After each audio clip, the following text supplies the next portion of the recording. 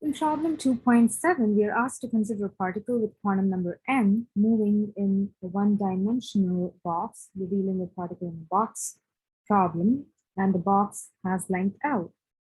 Now, in part A, we are asked to find the probability of finding the particle in the left quarter of the box. Let's first try and draw the box. Say this is 0 and this is L. So this is the box. The potential is infinity on either sides of the box, and inside the box, the potential is 0, right? So let's divide it into 1, 2, 3, and 4. So we have 4 quarters here. Now, we are worried about finding the probability in the left quarter of the box. So in this part, maybe if you can call it, it's going from 0 to L over 4. Now, if you were to center your box around 0, let's say your box is centered around 0, right? Then this is going to be negative 1/4, or sorry, negative L by 4, and this is going to be negative L by 2, L by 4, and L by 2. The total length of the box, L by 2 minus negative L by 2, is still going to be, it's going to be L, right? However, in this scenario, you're centering your box at 0. So it shouldn't really matter as long as you integrate with the correct limits. You can integrate either from negative L over 2 to negative L over 4, or you can integrate from 0 to L over 4.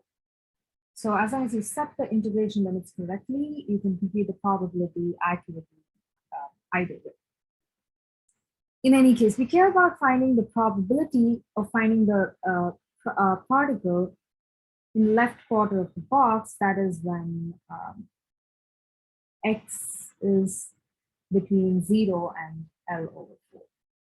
Now let's just write the wave function, which is 2 over L n pi x over L. Now the probability is going to be an integral from 0 to L over 4 psi squared dx. That's going to give me 2 over L that I'm taking out of the box, and 0 to L over 4 sine squared n pi x over L dx. Now, let me give a small refresher of some trigonometric functions.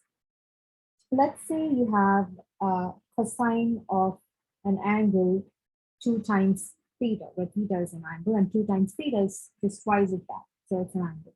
Cosine of 2 times theta is equal to 1 minus 2 times sine squared theta. Okay, so that implies 2 times sine squared theta is nothing but, if I bring this here and bring this there, it's going to be 1 minus cos of 2 theta, right?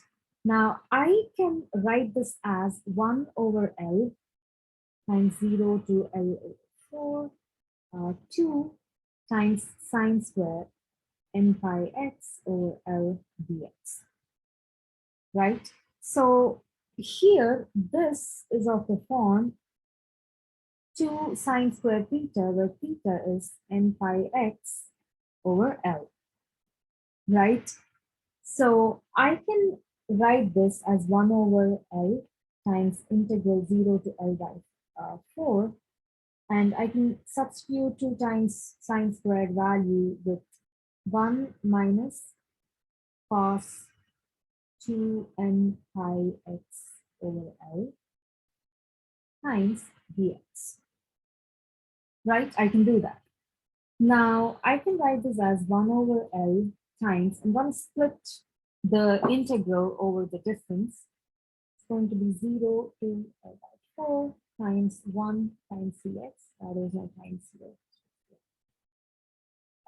minus 0 to L over 4 cos 2 n pi x over L dx.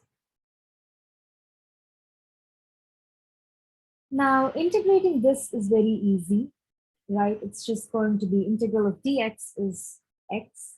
And now I have to apply the limit 0 to L over 4 minus 1 over L times. What is the integral of cos theta? The derivative of sine theta is cos theta, right? So the integral of cos theta is going to be sine theta. So I can write the integral to be sine 2n pi x over L. Now, however, let's say if in this case, you still have to account for the constant 2n pi that's multiplying the x there, right? So let's say, let me actually show how we can integrate this term. Instead of using the theta, let me actually show how to do the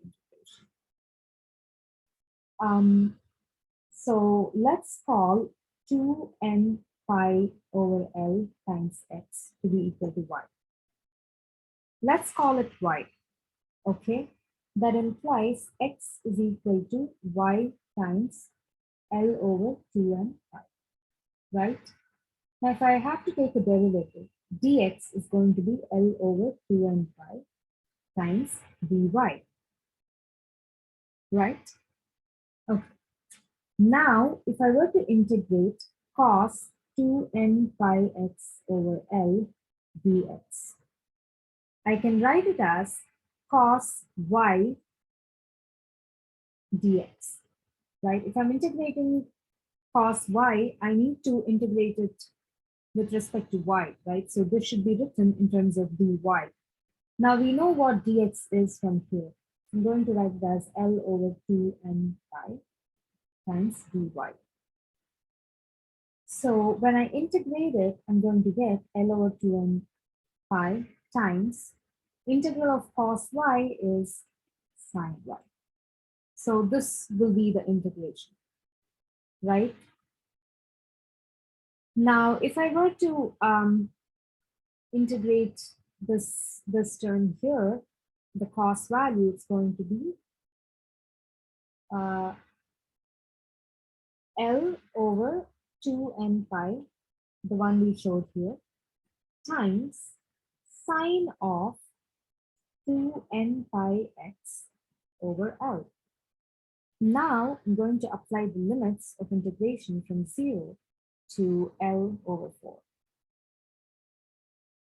Now this will give me 1 over L times here, the answer is L over 4 minus 0, which is L over 4.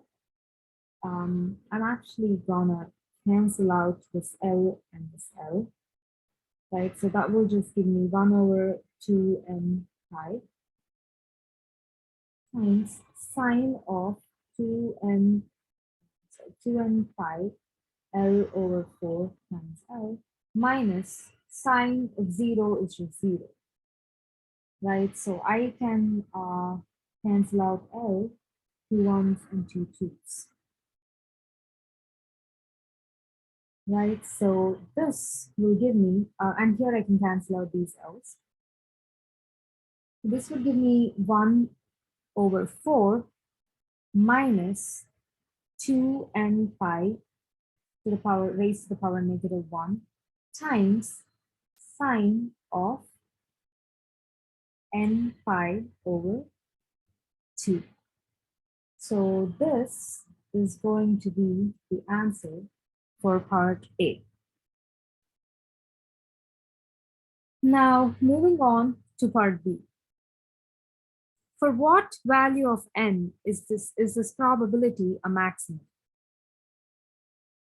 Maybe we can just do part B here.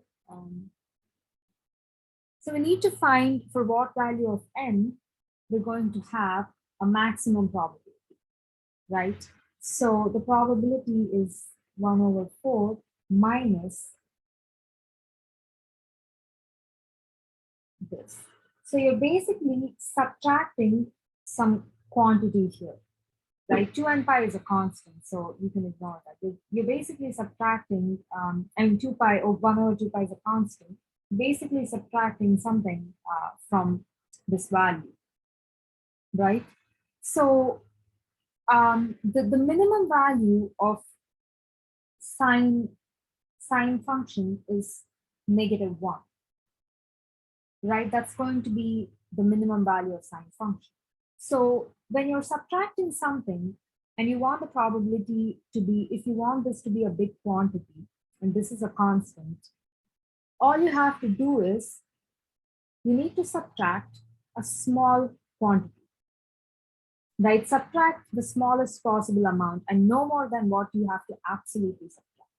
So go for the smallest value, right? And the smallest value here is determined by n, but it's also determined by sine n pi over 2, right? It's determined by two factors because you have, this is a constant, you have n in the denominator, and in the numerator you have sine n pi over 2. And when you look at this particular factor, the larger the n, right? The larger the n, the smaller you're going to have this value. The smaller your term is going to be. So you're going to subtract the minimum possible value, right? And for sine n pi over 2, if the smallest possible value here is -1, and that can happen when n is equal to 3, or when n is equal to 7 or 11, and so on, right? I showed this before, that the sine function can be plus or -1. The max value is +1, the minimum value is -1. And we can have +1 when, in this case, the n is equal to 1, 5, 9, and so on. So for pi by 2, 5 pi by 2, 9 pi by 2, and so on, you're going to have +1. Sine of those values is +1. However, when you have 3 pi over 2, 7 pi over 2, 11 pi over 2, sine of these values is going to give you -1, right? So it's important that we have a -1 here, so that whatever we are subtracting, a negative of a negative quantity, is going to be a positive quantity. So it's more like you're adding something to your system, to increasing the probability. So our priority is to make sure that the sine value is negative, right? And when the sine term is negative, the probability is going to be 1 over 4 plus 1 over 2n pi, right? When the sine term is -1, you can, you're just gonna have it as, let me show that, -1 over 2n pi times the sine term is -1, so it will be 1 over 4 plus 1 over 2n pi. Now we can pick n to be any of these values to give a -1. So let's say we picked some value of n from these values such that we ended up with the sine term to be a -1, and this is our probability. Now, let's actually pick one of these values such that this term is a big term. We want, when we are adding something and we want the probability to be big, this is a constant, right? So nothing can be done about that. However, we have the potential to actually make this term a really big term. And we can do that by making n as small as possible, right? And we only have a few possibilities for n. Well, there are infinite possibilities, but the smallest possible value of n that we can pick from this set is going to be 3, right? If the denominator is bigger, the value of this term is going to get smaller and smaller. If we want this term to be a big term, to have a big value, the denominator should be smaller, right? So we pick the smallest value of n possible, that is n is equal to 3. So for n is equal to 3, the probability is going to be a maximum. And what is that? We might as well compute that probability. So it's going to be 1 over 4 plus 1 over 6 pi. So this is the maximum probability you can get. Now moving on to part C. What is the limit of this probability for n tends to infinity? Now we have computed the probability to be, let's just write it, 1 over 4 minus 1 over 2 n pi times sine of n pi over 2. As n tends to infinity, what happens to 1 over n? We have a 1 over n term here, right? So 1 over n term, imagine having n something as huge as infinity in the denominator. So this term is going to become 0, right? So as n tends to infinity, the probability would tend towards the probability won't be 0, 1 over 2 n pi times sine of n pi over 2. Now this term is going to be 0, right? So the probability is going to be 1 over 4 minus 0, which is 1 over 4. So the probability as n tends to infinity would be 1/4. And part D says, it asks us what principle is illustrated in part C. So as n tends to infinity, the Bohr correspondence principle is illustrated in part C. As n becomes bigger and bigger, we see that the probability of finding the particle in 1, 2, 3, 4. Let's say this is our box, right? So the probability of finding the particle in the first quarter of the box becomes 1/4. If we were to have a classical system where the probability of finding a particle at any point in the box is the same, like you have a uniform distribution of finding, the probability distribution is going to be uniform, right, if you're dealing with classical systems. However, in this case, in part A, when we initially computed the probability, we saw that the probability of finding a particle in the left corner, the left quarter of the box, actually depends on what n we are working with. And it's not the same all the time. If you are at different energy levels, if you're at different quantum states, the probability changes. It's not the same, right? However, we see that once you're at like really high energy levels where n tends to infinity, you see that the probability of finding the particle in this section of the box is precisely 1/4, right? And that would be true for the probability of finding the particle between L by 4 and L by 2, or L by 2 and 3L by 4, or in the rightmost corner between 3L by 4 and L.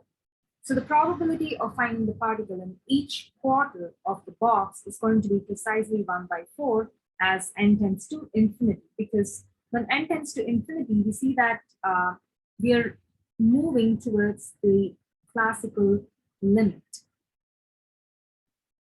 And we see that the probability distribution becomes uniform in the sense that the probability is going to be the same of finding the particle either in the leftmost corner or the rightmost corner, or in the quarter that's like between like anywhere in between, any particular quarter. And this This is possible because we're reaching a classical limit, and the Bohr correspondence principle illustrates this particular scenario.